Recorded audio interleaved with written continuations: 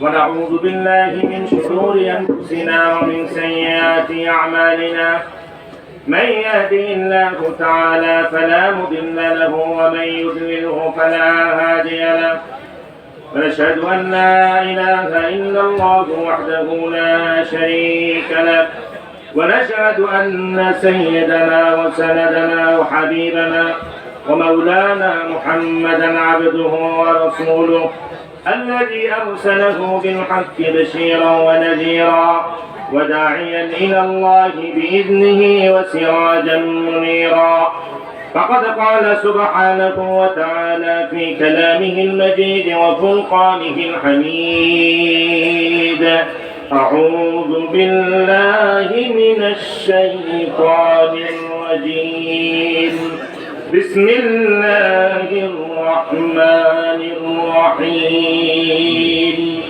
إن الله وملائكته يصلون على النبي يا أيها الذين آمنوا صلوا عليه وسلموا تسليما محبة الشتى اللهم صل على سيدنا مولانا محمد وعلى آل سيدنا مولانا محمد اللهم صل على سيدنا مولانا محمد وعلى آل سيدنا مولانا محمد بلغ العلا بكماله كشف الدجى بجماله حسنت جميع خصاله صلوا عليه وآله আল্লাহ পাকের দরবারে অসংখ্য অগণিত শুকরিয়া জ্ঞাপন করছি যে রব্বুল আলামিন বৃষ্টির মাধ্যমে অশান্ত পরিবেশকে শান্ত করে দিয়েছেন। এই জন্য দিল থেকে কালিমাতুশ শুকর আদায় করেন আলহামদুলিল্লাহি রাব্বিল আলামিন। আমি মাহফিল করতে বসিনি, হুজুর আসতেছেন। আপনাদেরকে আমি বলবো, আমি বিভিন্ন জায়গা গিয়েছি, আপনাদের এইখানেও আমি অনেক ছিলাম। বিশ্বাস করেন, এরকম ইমানদার শ্রোতা এরকম বৃষ্টি হওয়ার পরও আপনারা আছেন। আমি দিল খুলে দোয়া করি আল্লাহ তাআলা যেন আপনারা সহ আমরা যারা আছি প্রত্যেককে আল্লাহ তাআলার আরশে আজিমের নিচে ছায়া দান করেন, বলেন আমিন। প্রিয় ভাইরা, মাদ্রাসার কার্যক্রম দেখলেন, বক্তৃতা শুনলেন। আসলে আমরা কোন পরিস্থিতিতে রয়েছি? আমরা কোনো ভালো পরিস্থিতিতে নেই। কেন? কবি বলেন, মুখ মে কলমা হে দিল পে ভগবান, ये कौन इस्लाम है ऐ इंसान। मुँह में कलमा है दिल पे भगवान, ये कौन इस्लाम है ऐ इंसान। কবি বলেন, হে মুসলমান,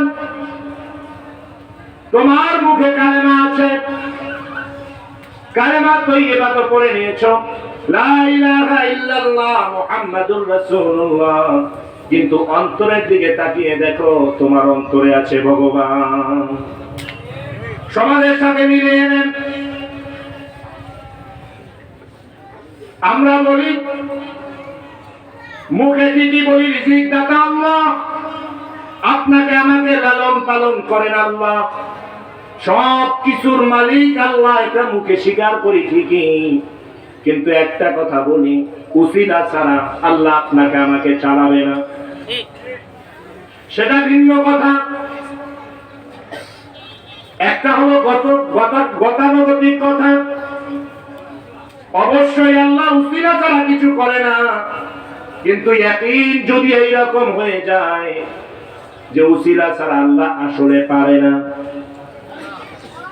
বিষয়টা কি এমন? মদিনা ইউনিভার্সিটি পড়ুয়া আপনাদেরকে ঘটনা বলছি। কোটি কোটি টাকার মালিক, তাকে জিজ্ঞেস করলাম, হুজুর আপনার ছেলে মেয়েদের একটু পরিচয়টা দেন।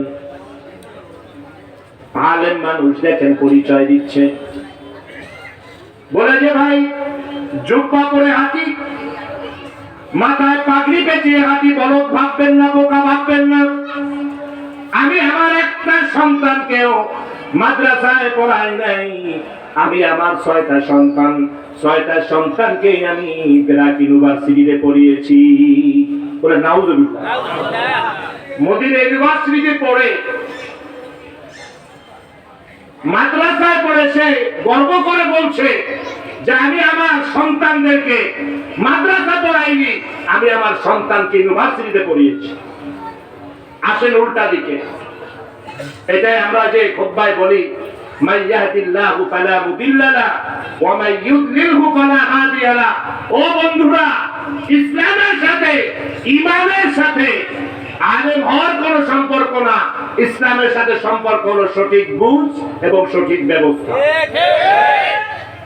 তারপরে গেলাম 3 দিনের জামাত। নাসার সহকারী পরিচালক, যিনি বর্তমানে ঢাকা ইউনিভার্সিটিতে পড়ান, নর্থ সাউথ ইউনিভার্সিটিতে পড়ান, মানুষের কাছে শুনলাম